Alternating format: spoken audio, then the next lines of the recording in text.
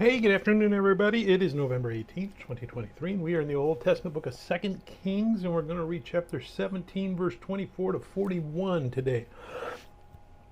All right, so the northern kingdom of Israel has fallen to Assyria, and the Assyrians have taken all of the Israelites they could gather and taken them out of the country and resettled them elsewhere.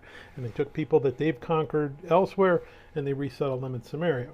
So a good strategy for the Assyrians, because it can,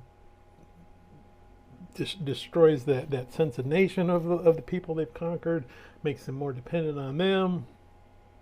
One of the things that happens is as these people are struggling to live in Samaria, they fall back on this old superstition that each region has its own separate god.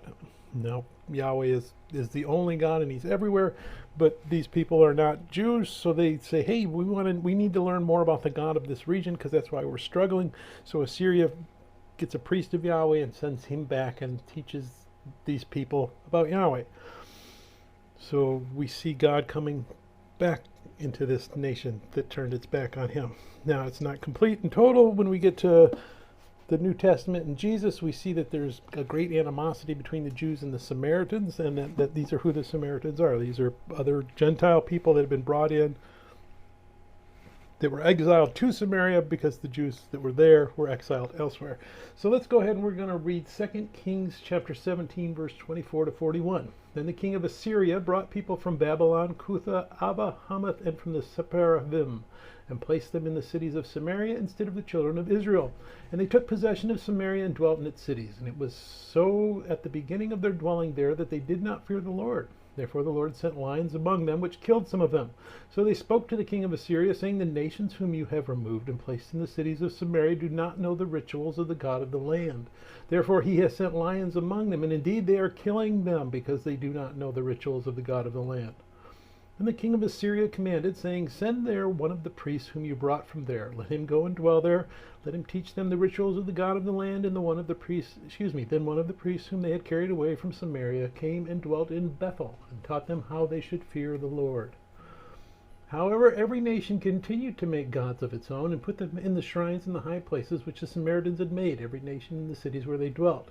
The men of Babylon made Succoth-Benoth, the men of Cuth made Nergal, the men of Hamath made Ashima, and the Evites made Nibhaz and Tartik.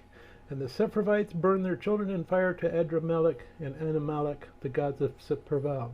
So they feared the Lord, and from every class they appointed for themselves priests of the high places, who sacrificed for them in the shrines of the high places. They feared the Lord, yet served their own gods according to the rituals of the nations from among whom they were carried away.